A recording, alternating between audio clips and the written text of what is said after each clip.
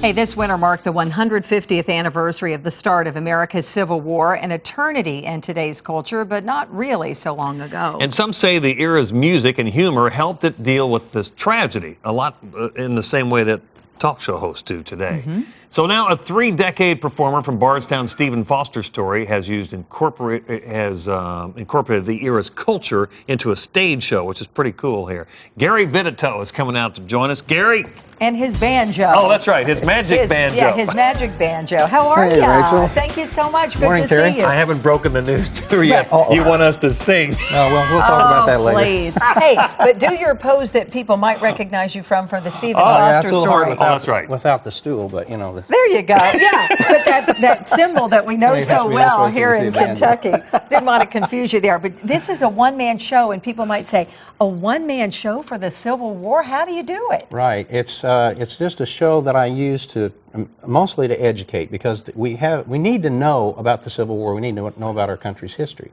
So I do this a lot in schools. I do it a lot in historical societies, libraries, and that sort of thing. Because there was a lot when I began to study this thing that I didn't know about our country's history, and it really helps us today to know about those things. And injecting humor into such a tragic situation is a challenge, but it also gives a different sort of a breath to it. Right, and you know this too, Terry, that even in 9/11, it was only a short time after that that late-night talk show hosts were using humor about that tragedy, not about the tragedy, but about the issues surrounding that to help our country get through that sort of thing. So I think it's very important to do that. We're looking at some of your pictures here. We're going to get to the music right away, but we do want to notice your dress. You're not in a uniform. Right. The Civil War, the uniform that I use, or the costume that I use in this show, is not a military uniform, because in the Civil War, both sides were Americans. So to portray one side or the other makes it difficult, and it prejudices people. Tell us the music. Show us a little bit. Give us a feel of what you do there. There were a lot of songs written about and during the Civil War. One of them, of course, was Stephen Foster. Old Black Joe, written by Stephen Foster, who lived into the Civil War. But there was a lot of humor in the Civil War and in those songs too.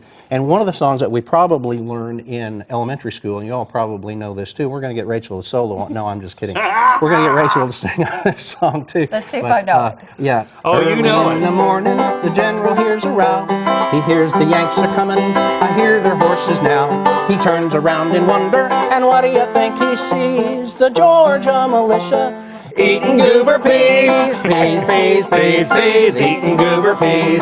Goodness, how delicious. Big finish now. Eating goober peas, eating goober peas. Got her. I didn't know He told me to leave you hanging. We worked it out in advance. He said. But did you know that dated back to the Civil War? I remember hearing that in school. I was paying attention that day. I just thought we were talking about eating goober peas. Obviously, And there are a lot more verses of that, of course, but I use that as that part as humor with the kids because it keeps them engaged. Well, and a lot of times people say kids are falling short on the history lesson. So if a school would be interested, they can... Absolutely. They can contact me. I think we've got maybe the information on the We're going to link people here. up. All right. And we want you... Oh, go ahead, sir. No, I was just going to say that I think it's...